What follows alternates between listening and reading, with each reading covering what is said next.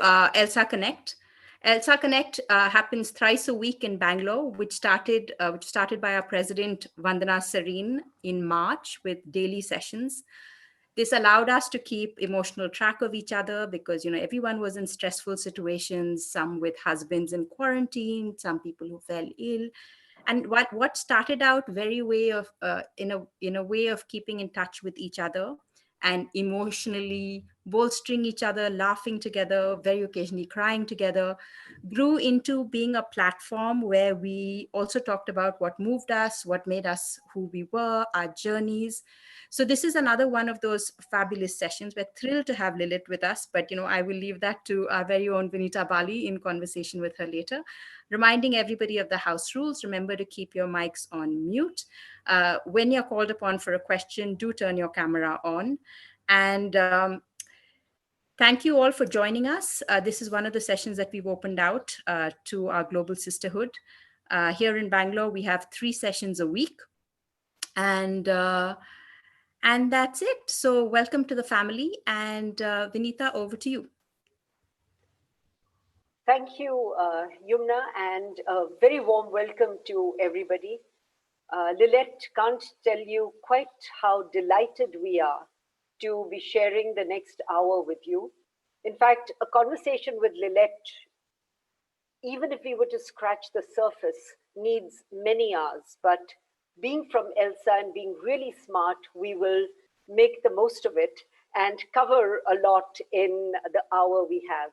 Very quickly, I'm going to kick this off about 35 minutes or so with chatting with Lillete, and then we'll open it up to questions from everybody else.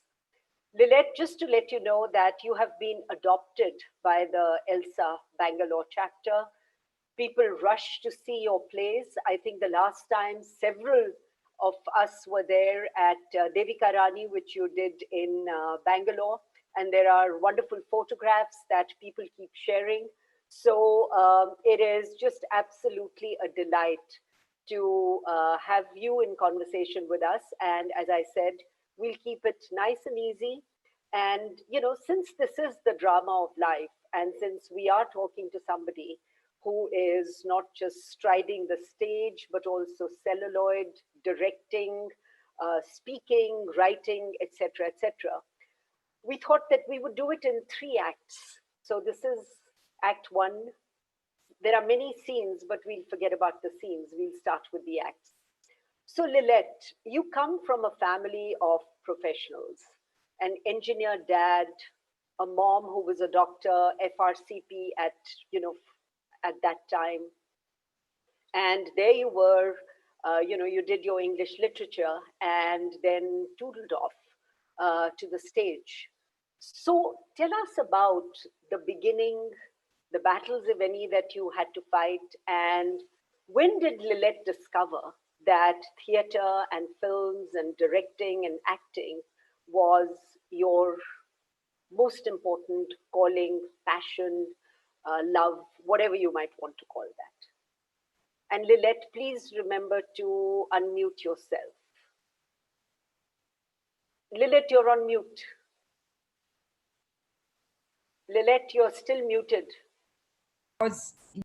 Wonderful. Now we can hear you, Lillete. You're back on mute. Lillete, you're back on mute. Unmute yourself. Yes. I have unmuted, but it was because it kept saying the host has muted me. Maybe I'm going to talk so much that they didn't want me to start as yet. Trust me, we will not let anybody mute you. This is your time. Yeah. So firstly, I am delighted. Vandana, the wonderful one, Vandana, has tried to keep this community going and got in touch with me some years ago. And I must say that, one goes to lots of institutions, but for me, LSR was a very special place. I was there for 5 years. And I'm so delighted that this group of ladies have bonded and formed this community. So firstly, delighted and honored to be invited to talk to a bunch of very, very smart ladies. And so as we said, we're calling the piece freely, sort of in a free kind of way, the drama of life. because I belong to the stage in my profession, but I'm often told by people that somehow I attract a lot of drama in my real life as well. I think that is with everybody. It's the way we look at it. We all have a lot of drama. We all have a lot of exits, entries, losses, gains, lots of things that happen on stage. So, but here, since the two are married in my profession, I thought I'd call it the drama of life. So, starting with Act One, the question that everyone begins with is, how did you get into theatre, or how did theatre call you? Where did you hear that call, and how did you sort of follow this different drama?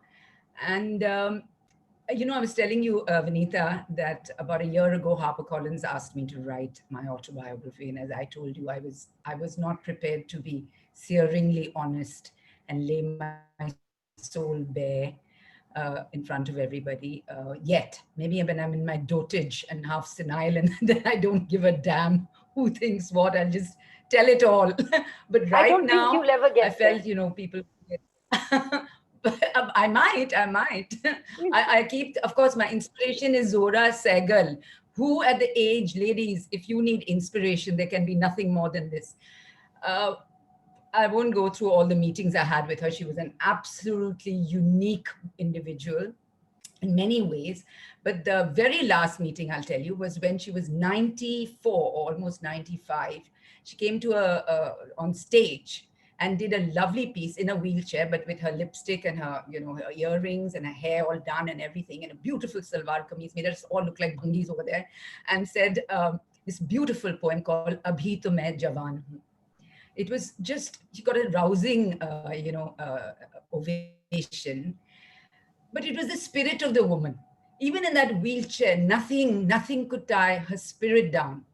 And I think, to me, that's one of the biggest lessons in life, if I have to sum it up in one word, is that nothing is over till the fat lady sings. I mean, every day there are opportunities, windows, and I think we're so conditioned to feel that, everything has a expiry date, a shelf life, and everything, professions, a desire to explore one's hobbies, talents, travel, relationships.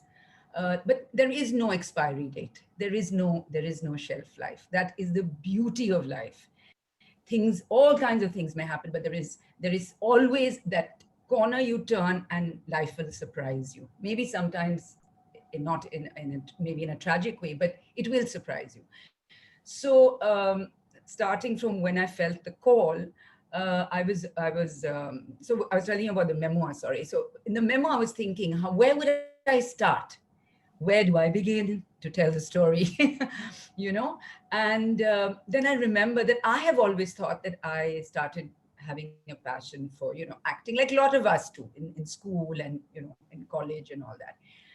And then I'm actually, this is part of my memoir, but I'm revealing it now. I remember that I'll just tell you briefly. I was on an aeroplane trying to sleep at 6 o'clock in the morning, and someone nudged me and said, Lillete Dubey, right? And I felt a little like, oh, somebody's kind of recognized me, but it was this who said, I used to be your neighbor when you were a terrorist. You used to call all the neighborhood kids, and you used to 1 minute. Is the internet okay? In between it wasn't, but you're okay now, Lillete. Keep going. Lillete? Can you hear me? I think the Yes. internet went off. Yes. Anyway, No, we can hear you. If we don't, I will interject. I'll yeah, let you it know. showed me that the network is a little Yeah, unstable. yeah. Anyway, she told me that I used to gather all these kids, maybe arm twist them and all that, and get them to come and see me perform on the terrace. I had my siblings holding up Patu, and my sister holding up this white curtain. So obviously it was something pretty innate. It wasn't really even in school and college. There was a desire to tell a story and share it, which is the essence of anything creative, whether it's literature, whether it's music, whether it's poetry. It's trying to share our common humanity. We have a shared humanity, and that's There's a need since time immemorial that we should share our stories, and get succor from each other, and strength from each other, and not feel alone in this world. So I think I must have had it from when I was very young. But I think the sort of the pivotal point was when I so in college I went for this profession. There was something called yatrik. I don't know if you're of my vintage, you'll have heard of yatrik, and the good old wonderful Joy Michael. Joy So Michael, marine engineer. yes, yes, so many of them. Yes, So yes. there was Roshan Say, there was Roshan Seth. Yeah. and he was, of course, very senior to me. But I sort of stuck my courage to the sticking point, and I went off to do an audition all at the age of 17. And who should be directing it but Barry John? So I think Barry was a huge turning point in my life. If I had had the flames of this passion, he really fanned them and ignited this humongous fire. And so, but through college and through both my masters, I was battling two things, which I would love to share, because many people who are getting out of college would be going through very similar experiences. One was that, of course, in my time, theater was a no-no. There was no money. I used to model so that I could earn money to pay, to go in an auto, have pocket money to spend, because theater paid me nothing, absolutely nothing. Nobody believes it, but it was nothing.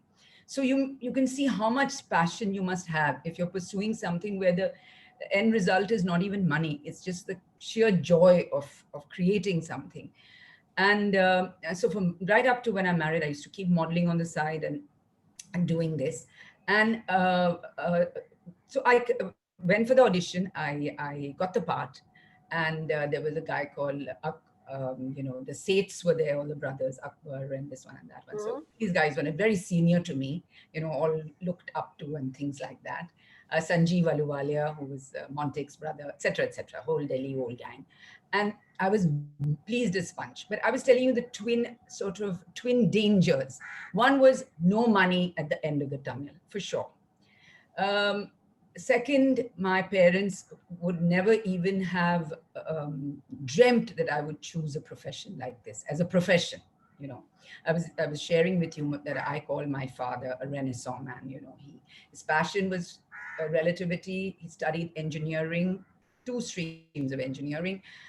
He was highly erudite and well read. My mother was a gynecologist. He could talk to you about medicine. He could talk to you about the corporate world. He could talk to someone about economics. He could talk to Ravi about economics and really talk, not surface. That generation had a very deep intellectual curiosity about everything. I remember I was reading Arundhati Roy's God of Small Things, and he never believed in fiction. He stopped reading fiction in college. Waste of time. So, I mean, not the poets, not Bertrand Russell, not Shakespeare. They were in another league. But novels and things like that. So I told him, this girl Arundhati Roy, who I knew slightly, I said, I'm so impressed with her. This kid has gone and got the Booker. And he said, what's that? I said, it's a very big literary prize. He said, it's not the Nobel. I said, no, it's not the Nobel or the Pulitzer, but it's pretty big, Dad. So he said, why do you think she got it? He had a mind like that, very scientific, very analytical, very logical. And I was a little stumped because, when you read a book, you just like the book for several reasons, which you haven't really articulated even in your head. So I had to think. That Dad always did that with me, I mean, not just first he exposed me, as I told you, to classical music when I was 5, Hindustani books, to get scared listening to the and all that. But then I made me learn classical for 7 years. He exposed me to the painters, to philosophers.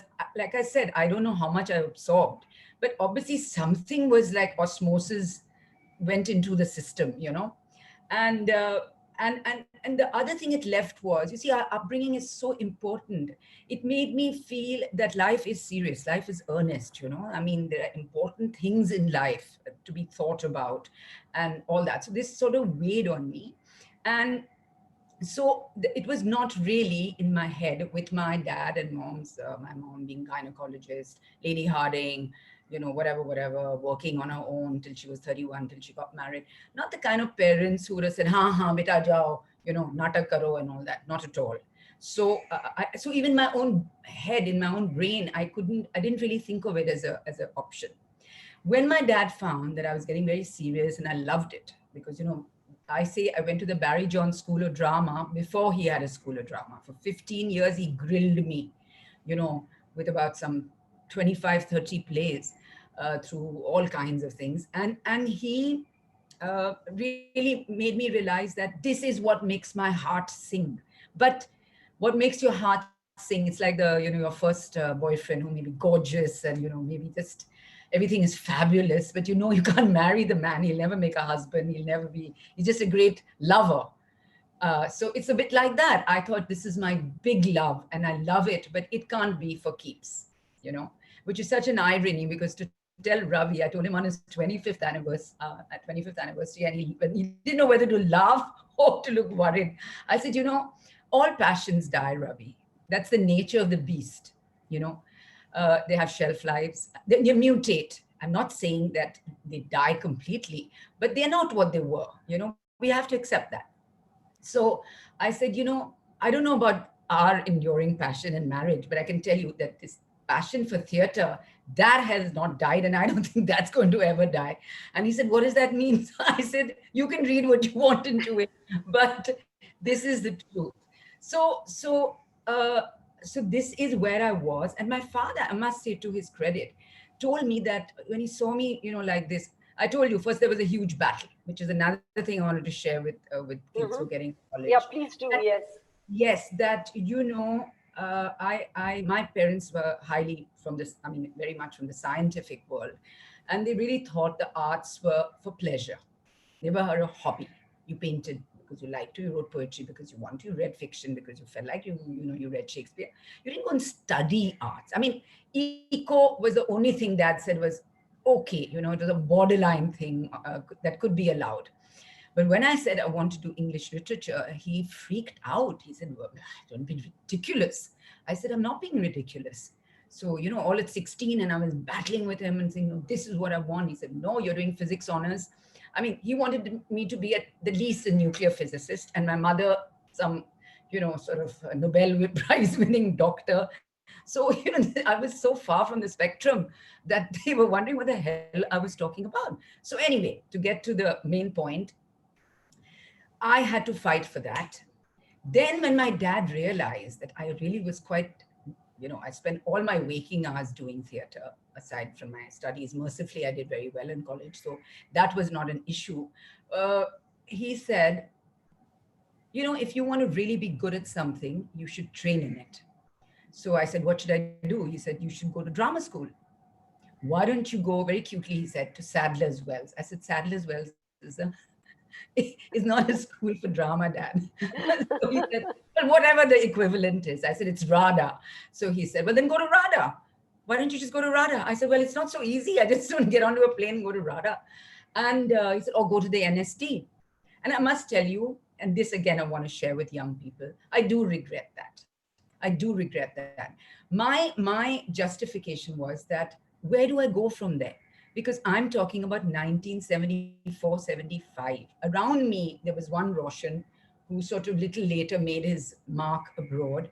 But around me, there was no one who was an actor who had any career.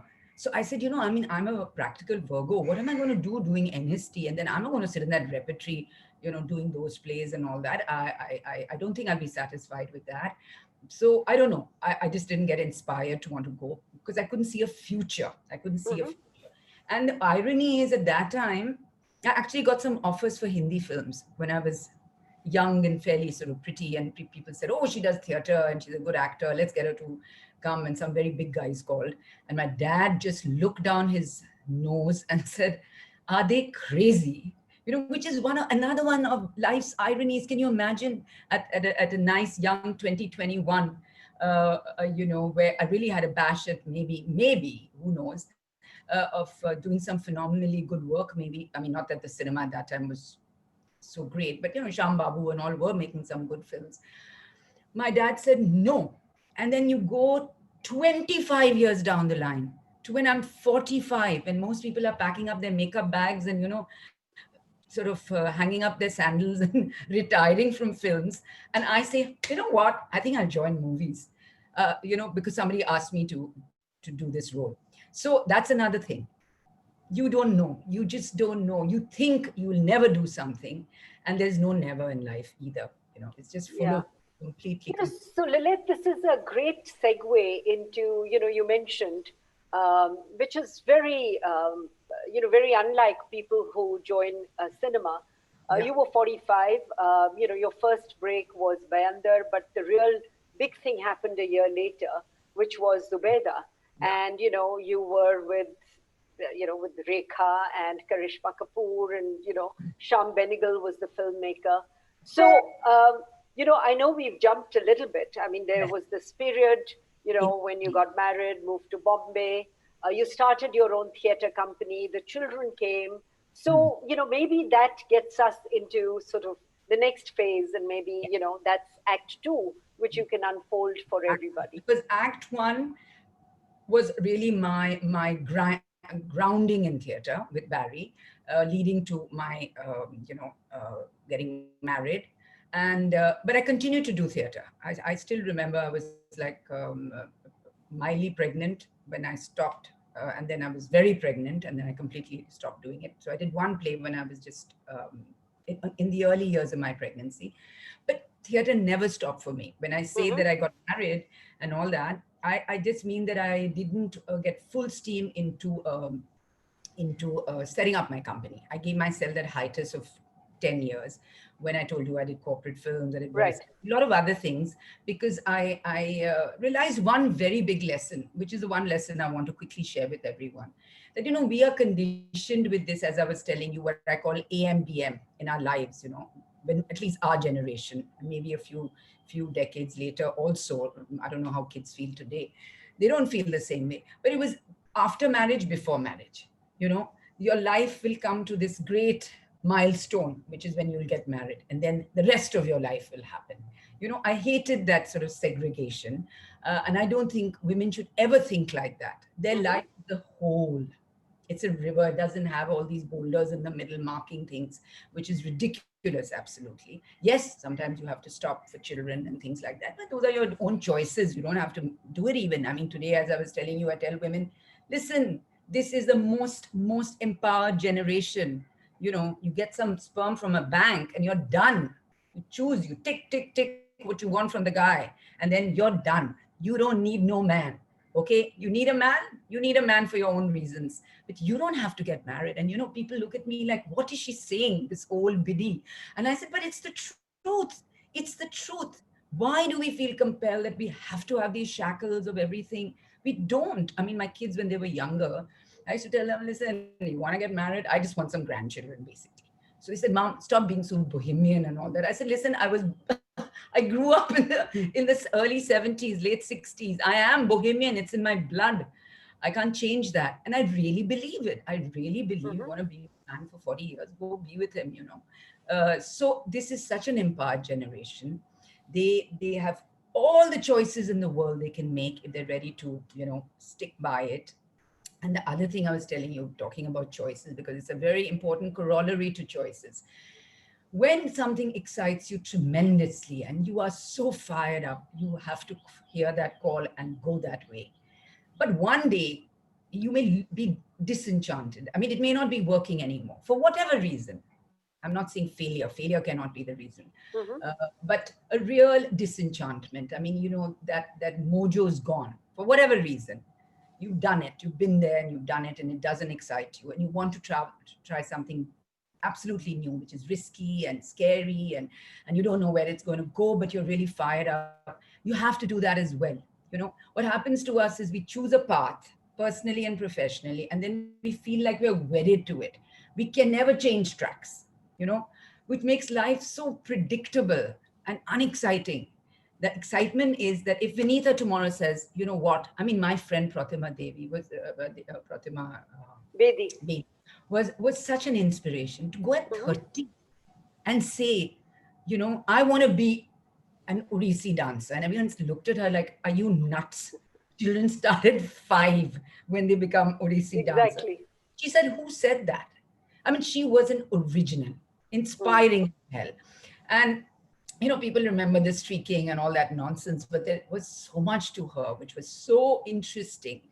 And this part that, she could say, and I will go to Kelu Charan Mahapatra, I will not go to anybody. I will go to him. And people said, he's never going to take you. Are you crazy? You old woman at 30, who's going to start doing Odissi dance? So I'm saying that that's the thing. Suddenly you wake up one day and Meena says, you know what? I think I want to sing. It's not, I'm too old, I'm too this, I'm too that, I never trained, do I really have the voice? No, I want to do it. I just want to do it. So you do it. And you may discover some fabulous things about yourself. I want to write, I want to do this. We're so scared always that failure scares us so badly Mm. that we don't even try. We don't So, even do. Lillete, what part of you did you discover when you entered films? Which was, what was a surprise? Because you'd been First on surprise theatre for was, so long. yeah, first surprise was, Vinita, that life is full of ironies. Something that I had looked a little bit down on, because of my father. And, I saw my first film, Sound of Music, when I was like 10.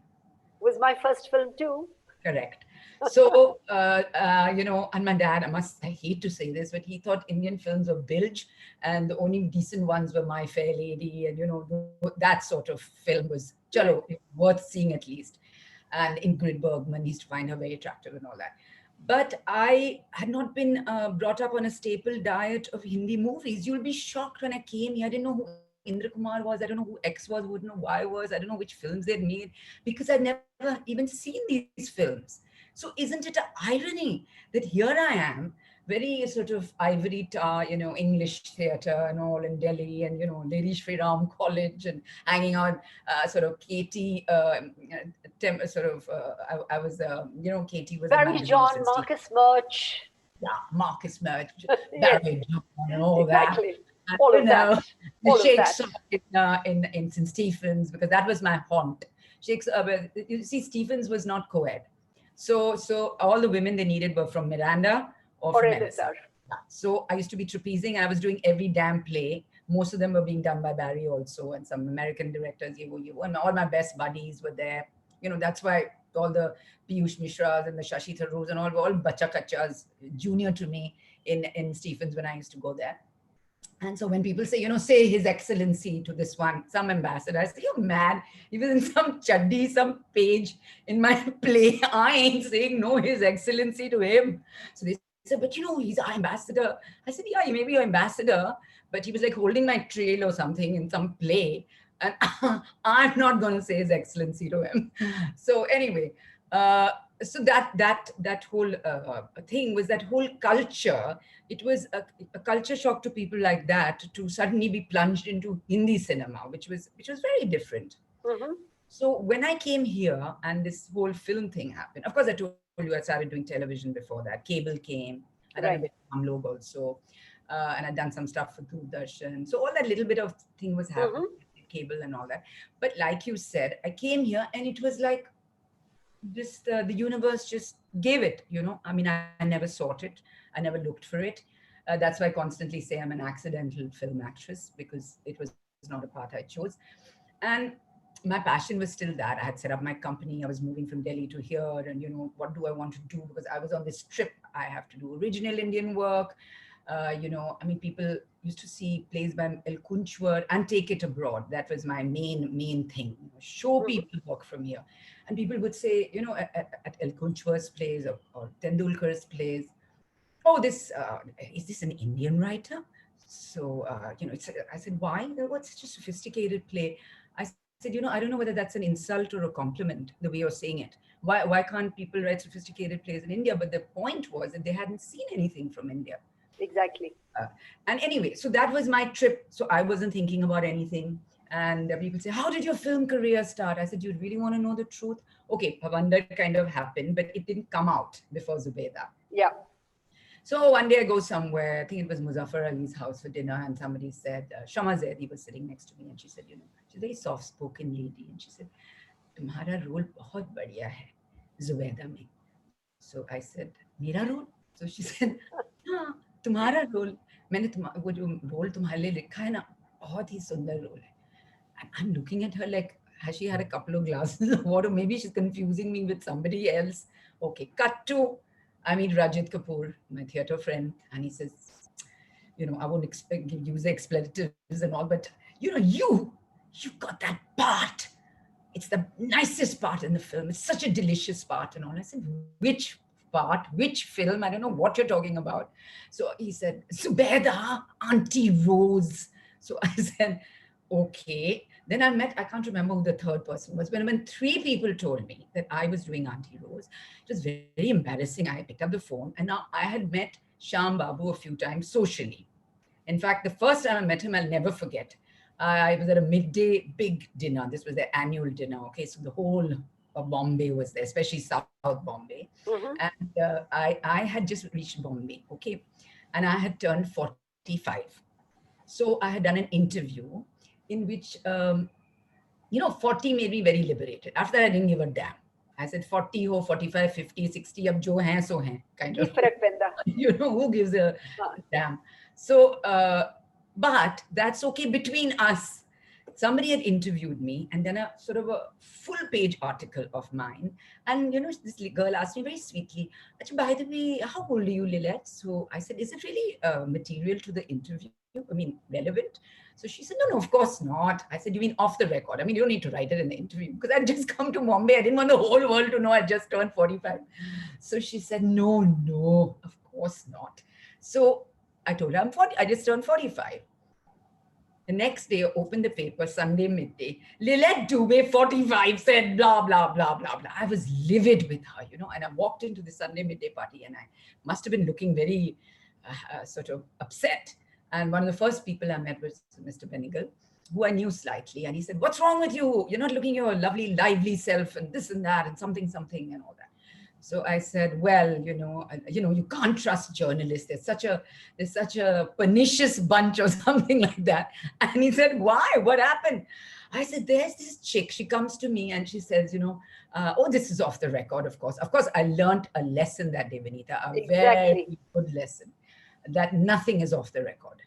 So he said, oh, well, what did she say? So I said, well, I felt very odd saying, but anyway, I told him. So he said, 45, you're a spring chicken. I started laughing. I said, what do you mean?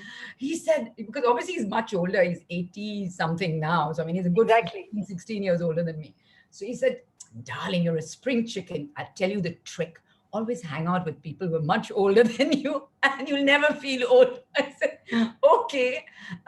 So I come there at 45 and this happened. So I picked up the phone and I said, the phone call with Shyam Babu, I am very embarrassed. I mean, I don't know how to say this even, but am I doing something in your new film or something like that? I mean, I don't know. I'm sure I'm not, but I'm just asking, So he said, of course you are my dear or something.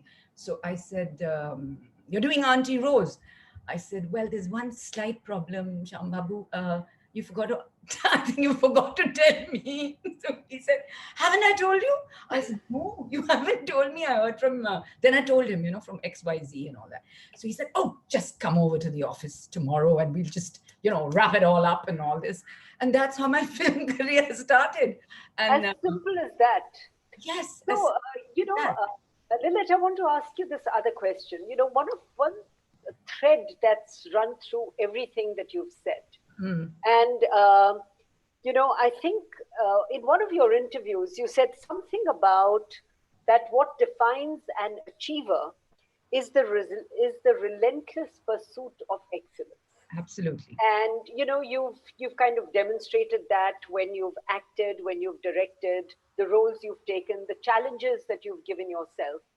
So can you talk to us a little bit about what does excellence mean to you and how is excellence manifest in the work that you do?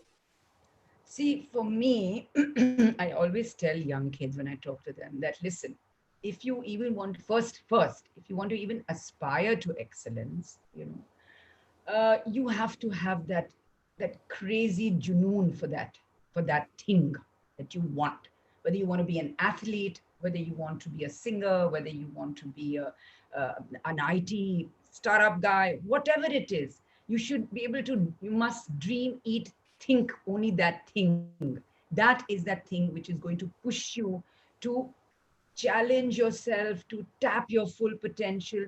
So excellence can only come when first that kind of a driving force is there. That's the first thing I feel, that desire. And secondly, as I was telling you, to dissociate yourself from the results, not making that your, like the Gita says, apna karm karo. Don't worry about what will come out of it. When you come from such a pure place, driven by sheer, you just examine, you're in the corporate world, you've seen it all.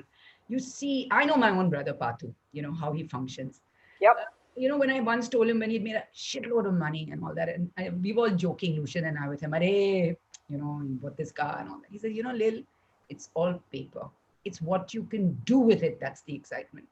So his is a different world, of course, but I understood what he was saying. For me, people say, I'm not interested in, at least when I create something, what will people think? Will it make a lot of money? Will it be appreciated? Will it not? No, no, no. What's driving me is my inner need to do it, to say something important, to create something exciting. So I think first it is your desire has to come from a pure place. It has to consume you. Excellence comes at a cost. I was telling you that, my own kids turn to me today and say, oh, you spend so much of your time working. I said, come on, you're going to be 40 and 37. How much time am I supposed to be keeping on giving you guys? No. Last 20 years, your work's very important to you. I said, finally, I told them, look, that's your mother. It defines me. It is important to me. And that's the other thing that bothers me. Why do we always have to feel guilty that we've not been able to be perfect mothers, perfect daughters, perfect wives? Because there is no perfect any of these. You can sublimate yourself and you will still not be the perfect wife or the perfect mother or the perfect daughter or anything. So bang it. You do what fulfills you. That's so important. Today's kids are much more, in a way, healthily selfish.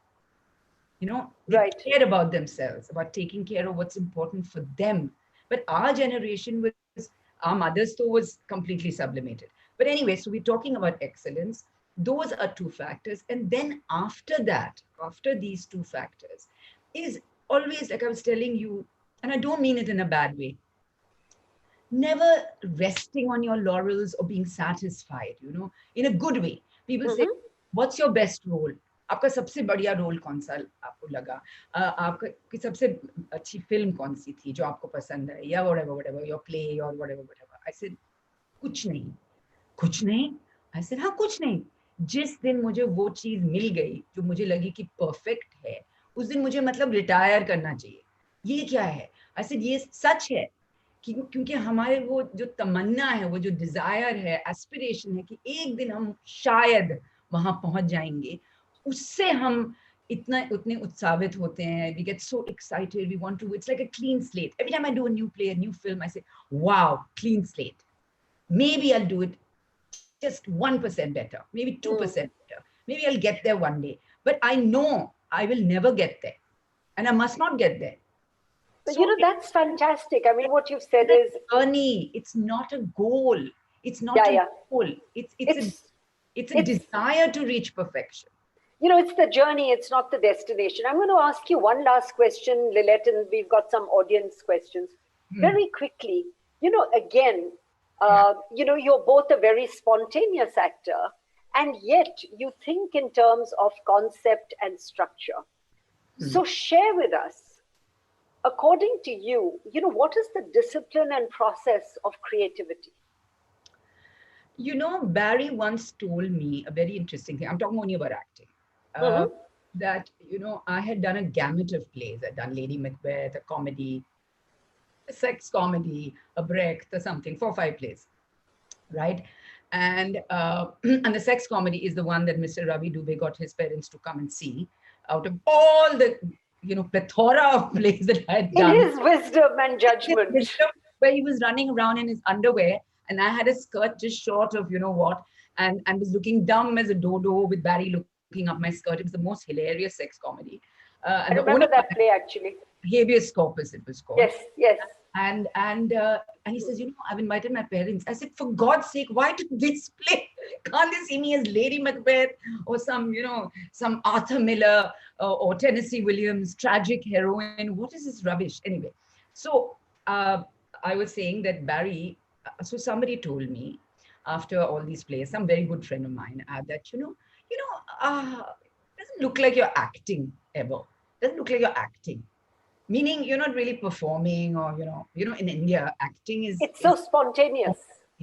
no, acting is so much a performance in India. Yeah. But in your case, it's spontaneous. This underplayed thing has appeared. It's now in the last few years. Pehle to sab, I mean, when I was doing Gadar, for instance, it was one of those thundering plays. Amrish Yes. was on one side, Sunny was thundering on the other side, and I still remember that I told that man that, look, I can't do all this, aapne jo kaha tha, kind of thing, that kind of acting. I mean, mera bhram, the dharm brushed ho jayega.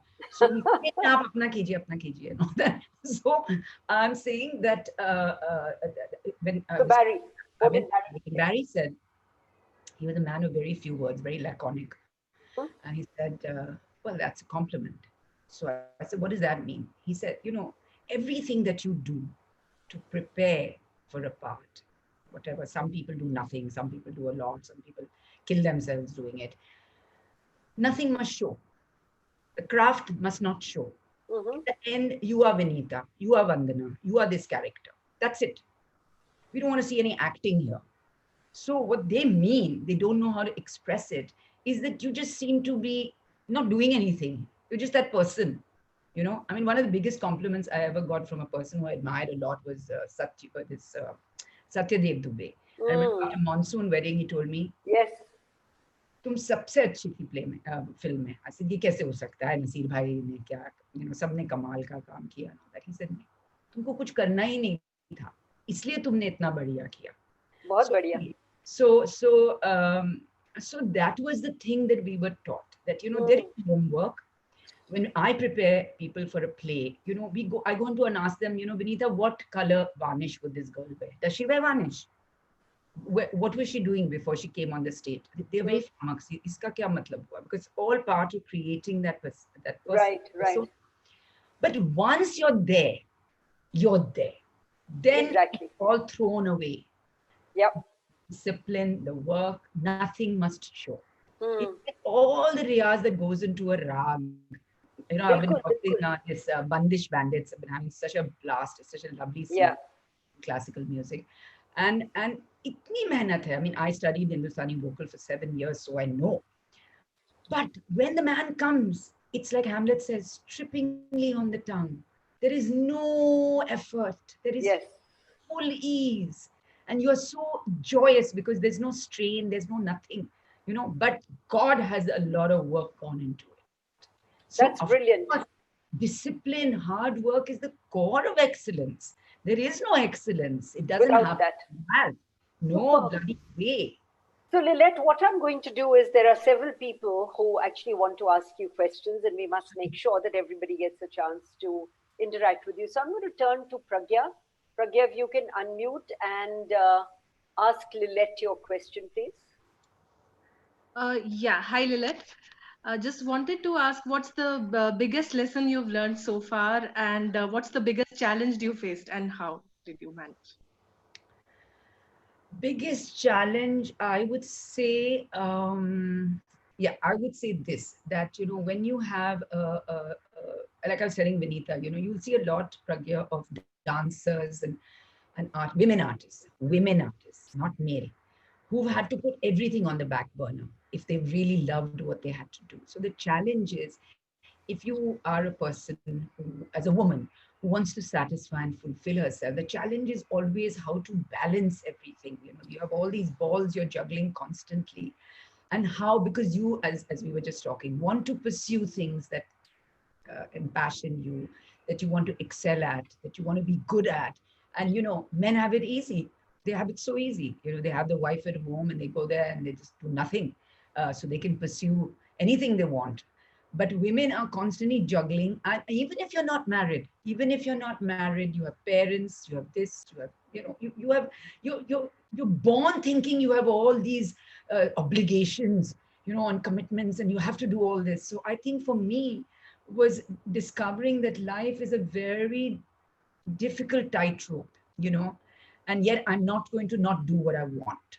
That determination only made me want to do it more and be stronger. And the lessons are that, you know, life is what I was just saying, full of wonderful surprise. That, you know, it keeps surprising you. You think, oh, I'm 66. Now what could happen to me? You know, I mean, what else can happen? And then, you know, when I did that film, Monsoon, this Marigold Hotel, it was all about that. These people in their sort of sunset years, when they thought, chalo, ab to khatam, husband mar gaya, ab mera kaam chala gaya, iska ye ho gaya, bacche chale gaye, ye ho gaya, ab kya hoga?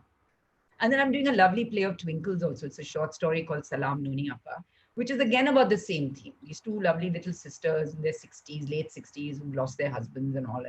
And they think, you know, they do yoga, they do baking, they do some singing, they try to keep themselves going. And the yoga teacher is younger than her, is a complete Gujarati, and she's a convent educated woman. And but they find a kinship, you know, and it's very odd because he's not her type at all. And the story is so beautifully written by Twinkle. I play that role, so I know. I feel like the older you grow, the less you know, which is wonderful, because you don't have this burden that you must know everything. You don't need to know everything. It's okay. Life is wonderful without knowing everything. And that you're open to things, new experiences, new relationships, recalibrating old relationships. You know, nothing is cast in stone. You know, as we were discussing yesterday, Lillete, you know, think of the roles written for Judi Dench and Meryl Streep and Helen Mirren, Vanessa Redgrave. I mean, they were acting well into their... Still acting. Exactly. Still acting. Let me tell you, Judi Dench in Best Exotic. She was in Marigold, yeah. You Best must... Exotic 2. I mean, I adore both the dames, and they were very fond of me because I also come from the theater, and they have, you know, own national products. So I remember Judy. I used to keep telling her I want to grow up to be Judi Dench. She had just turned 80, got new knees, a new boyfriend, a new film with Dustin Hoffman. And I said, you know, I want to grow up to be Judi damn Dench. Exactly. I said, come on. I mean, come on. At 2:30 in the night, you're sitting like this, you know, sending these SMSs to your boyfriend. And you are doing a new film with Dustin Hoffman. And she insisted that I'm going to do that dance, you know, that Bollywood dance. Yes. She does that in the film. Her knees, which were only 3 months old. So I kept telling her, I don't think you need to do it. They're not going to. No, darling, I want to do it. And then I have to tell you girls, because it's very funny. So they had this dance, ek move tha usme, bahut Bollywood type ka. So she said, show me that move, darling. So I showed it to her. She said, oh yeah, I got it. Washing the dog. I said, no, I don't think that's what was meant in the song. She was adorable. They were both adorable. Wonderful. Great. You know, Lillete, we have another question for you from Varsha Pai. Varsha, will you ask your question, please? Varsha? Is Varsha ready to ask her question? I think we can go to Sanjari and then Shona and Ira also, please. I think they're all waiting. Sanjari? Sanjari, you have to unmute yourself. Okay. Where do we see you at 75? I'm so enthused to know that. I love it. 45 is that. 75 is going to be rocking. You know, my friend Shobha Dev wrote a book, and you know what it was called. I don't know if you've seen it, but it's so apt. It's called 70 and to hell with it. So at 75, what was your name again, darling? Manjari. Manjari. Because I'm not seeing her. Where is she? Why can't I see her? Is she there somewhere, Manjari? Sanjari. Lillete Sanjari. S. Yeah, Sanjari, right? I'm not seeing her anywhere. Anyway. Sanjari, wave, do a dance. Wash the dog. Wash the dog, do something. Yeah. Hi, Sanjari, by the way, Sanjari, by the way, is a trained dancer. Sorry, I hadn't opened the grid, so I couldn't see. 75. So people keep saying to me, these especially these old journalists will come to me. So, ab aapne itna kar liya, ab aap kya karna chahengi, and this and that. I said, are you crazy? I'm hearing the clock ticking so loudly that there are so many things on my bucket list that I want to do. I hope one day to write a book of fiction. Maybe I'll start singing again. Maybe I'll cut a record. I mean, maybe I won't do any of these things, but I want to have that. I have a desire to do so many things that have not been done yet. And I have two lovely twin granddaughters who one is ready for the stage right now. They're just not even two yet, but full on little actress. So I want to see them grow up, maybe work with them in some plays. But on a sort of a less jovial note, I hope by 75 I find new and exciting things to do, which are going to challenge me, like writing this book, for instance, this memo I'm writing for HarperCollins, which is coming out next year. Like this, maybe look for things that maybe I've been wanting to direct a film. I know I'm pretty old now, but who knows? Maybe I'll direct something. Maybe I'll write something. Maybe I'll sing something. Maybe I won't do any of the above. Who knows? But I think it's the khwahish that is important. Yeah, I think But that's very well said. The yeah, utsa, the khwahish and the utsa khwahish, to do that. which can, We have the next question from Shona and then Ira. So, Shona, can you ask your question, please? Then we'll go to Ira and then we'll go to Yumna. And I think that will take care of about the 7-8 minutes we have. Shona? and Shona, where are you? Please dance. Here. Okay, Shonali, there. Has Lillete seen you? Please go ahead. Okay, lovely session, Lillete. I had just one question since you've been both on the side of theatre as well as films. What is your take on the portrayal of women in Indian cinema today? We've made great progress. There are many women-centric films. There are many strong female leads.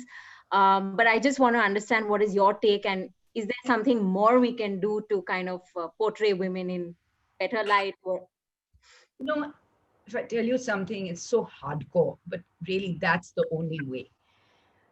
If you don't like the way a woman is represented, you have to have really a lot of guts to say, I'm not going to do that role. And if a lot of women and just wake up and say, hey, I ain't doing that role. I ain't doing that role. Neither you doing it, neither she doing it. Nobody's doing that role. It's totally not acceptable to see women portrayed like this. It's not a question of negative or not, so that's not the thing. Of course, there are negative characters, but characters which are highly misogynistic, portrayed from a misogynistic lens, those are not acceptable. With no redemption, no justification, either just decorative or just badly sort of portrayed. So, first big problem, and let me tell you before anything else, is there's so little space in Indian cinema for women. Really, there is. Let me tell you that. This industry is ruled by the men. Don't you ever doubt it. As actors, as producers, as directors, they call the shots. There are some strong women. Yes, there is a a Zoya, there is a Ekta, there is a Farha. Of course, they're all there. But I'm talking about numbers, sheer numbers. If you see the percentage, there's so few, so few. Now, when you have the female gaze, only will you get those kind of stories also, There are very nice directors. I'm not saying like Bansali and all, always portraying women, things like that. But I'm saying it needs that female gaze to get that female perspective on a story, under the that lipstick under the burqa, all this kind of thing. Of course, it's a movement. It's there. It's starting. It's small, but to make a sort of and let me tell you, let's not blame poor Hindi film industry. It's the same across the world. The big boys run Hollywood, not the women. So it's not like we are, sort of, yeah, we were talking about good roles for older women and this and that and everything. That is slightly different. Yahan, which is what I was telling, I was telling Vinita yesterday that one of the reasons I could jump in and just do everything from Bollywood to international TV to indie films to a My Brother Nikhil to whatever the hell I felt like was because I wasn't a big star who came with all that big star baggage that once I was Rekha, once I was, Sri Devi. She waited 15 years because she wanted a lead role in a film that was around her. So I didn't have any of that. So I was lucky in a way because I jumped in from theater and I said, I don't care. I just I want to do something fun. It's a parallel thing for me. It's not, it's not my main thing. I have one finger in this industry, let me tell you. People tell me, oh, you've done wonderful work in films. I said, please don't embarrass me. The kind of roles I've got have not even challenged my one hand. So please let's not talk about that. It embarrasses me that you say that. So there is no space. There is no space. I mean, why are so many wonderful actresses who are past 45, 50, 55 just sitting around with no work? No work at all. So even that shows you, and I'm not saying this in a whiny way, that even the supporting roles are all male. All my friends who are loved dearly, it's not that, whether it's Anil Kapoor, Jackie Shaw, Babna Rahim, Kher, you name it, the strong secondary characters are all male. They'll never be female. Right, right. So the industry is ruled by them. They're ruled by them. We're struggling to carve a place for ourselves, to get the representation that we want.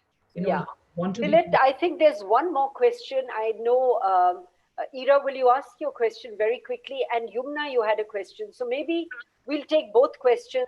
And Lillete, if you could, just take 3 or 4 minutes. And then I think we have to close in about 4 minutes. Ira and Yumna, just ask your question one after another. And then we'll get it back to Lillete. Ira? Okay. Yeah. Hi, Lillete. Lillete, you talked about how your parents came from a highly educational background. They were highly educated. You also mentioned how your dad finally came on board and said, okay, if this is what you want to do, go ahead and do it. But, what I want to know is internally, did you have a battle, coming from that background and wanting to go into a creative field? Then you also studied at LSR. So how did you kind of, own that choice and make peace with it? That's my question. Got it. Yumna, very quickly, your question. It's how did you manage the kids when you had to work in the evenings and their expectations of you as a mother not being around for dinners and homeworks, etc.? Okay, Lillete, we are back to you. Yes. So, Ira, that was a very good question. Because of this kind of environment that I'd grown up in, it's something I never talked about, but it was a very important thing. Let me tell you, I felt like a dilettante. For many, many years, I felt like, what do I do? Is this really something that has purpose and meaning in life? Because people believe that the real things are being a doctor, a lawyer, this or that, and, life is serious, life is earnest, and theater is not its goal. So, I used to feel like a dilettante, and it took me up to 40 to say that, screw that. I do what I want to do, and it has meaning. It took me so many years to get that art holds a mirror up to nature. Art is what makes life, illuminates life. It is not a meaningless thing. It is not a thing of no regard. It is a very important thing. Look at the lockdown. What kept us going? That damn TV, books, music, poetry. This is what kept us going. This was our soul food, So it took me up to 40 to realize that art has deep meaning in life. I mean, there are many other important things. We couldn't have survived without the doctors, of course. We couldn't survive without medicine. We couldn't survive without law and all that. That is true. We can't survive without bridges and roads and all that. But that's not soul food. That's not soul food. What raises us above, just being human is all that.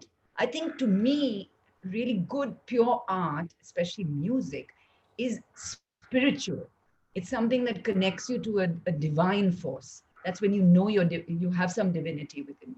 So I realized something I had an epiphany at 40. But that was a lovely question, Ira, because it took me that long to not feel like a dilettante, because I came from this kind of a thing. And even later, let me share with you, my dad, people would come and say, oh, Aapki Beti, we saw her in this film. And he had this smile on his face, like, yeah. Right. But it's not that he was not proud of me. He felt I was too intelligent and I was wasting my intellect. Your It intellect. did not challenge me enough, kind of thing. And of course, my theater and all, he was a little more tolerant and he liked some of the stuff I did. But it was that like childlike desire still to please him and have his approbation and his approval, that I hope dad really thinks I've done something good with this one, kind of thing. So it came out of that background. And we live with our history. We can't I was reading about how Viola Davis owned her shack. I don't know if you saw that. She was brought up in a shack where her great grandparents were slaves, and she finally owned that and said, that's who I am, that's where I came from. So we can't run away from our environment and our history. Mm. But So, Lillete, I'm going to say, I'm going to borrow Maya Angelou's words and say, phenomenal woman, that's you. But I'm not going to let you off so easily because Yumna had a question, which yes. if you can very quickly answer. And then I'm going to turn it back to Vandana because I want to make sure that we're not exceeding our time. Yumna's question was, with the Yes, kids. the kids. challenge. A very good question. So Yumna, what I did was a very simple thing. I didn't set up my own company till Neha, my elder one, was 10, and the other one was about 7.5. I did work in the day when they were in school, other stuff, not a lot of theater. That went into a bit of a hiatus. When I was really keen to do something, I did it when they were a little older, and I had my mom and my mom-in-law. They saved my life. So if I had to leave them, and my mother was a doctor, had to leave them, let's say, I wasn't doing that many plays, but if I really wanted to do something, I would leave them with my mom, and tell my husband to come home early and, do a little bit of all that negotiating. But I really went full pelt into it only after they had a pretty sort of strong school life, which kept them busy at modern school for Sanfei till at least 2:30. Then they came back and they always had something to do for a while. So I was around at that time, and if I had to go into evening rehearsals and all that, one you'd be amazed at how much you can manage when you want to manage, you know. So rush at a time, kept it such that I was back in time for dinner and this and that. Juggle the balls, keep them juggling. That's what it's all about. And what a wonderful attitude whilst doing that. I think what differentiates you, honestly, Lillete, I've seen you in conversation after a very long time like this. It's that positive energy, it's your temperament, it's that attitude, it's that can do thing, which, as I said, phenomenal woman. And thank you very much. I'm going to hand it back to Vandana. Pleasure. Vandana, where are you?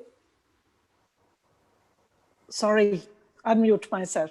Thank you, Lillete. I think that is absolutely phenomenal. Food for our souls, for sure. You've given us so much to think about.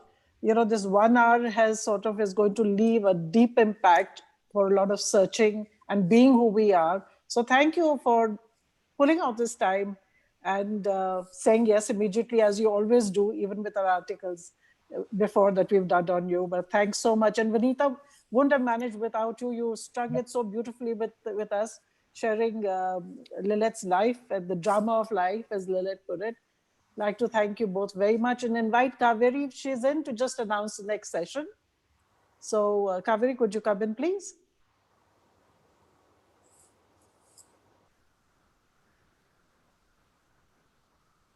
Thank you, Vandana. Thank you. And a big thank you to Lillete and Vinita. It's been such a pleasure to be on this episode of ELSAConnect. Thoroughly enjoyed, and yes, as you said, driven by passion and following your calling. Likewise, the next ELSAConnect that we bring to you is with Pragya Jain on the 18th of this month, Tuesday, 4 p.m. Please join us as Pragya takes us through her journey. She'll be talking about We Walk by Faith, is how she has chosen to title her ELSAConnect session. So there are multiple things in our life, multiple callings. One which she'll address here, that is the calling of faith, the calling where she chose happiness over everything else.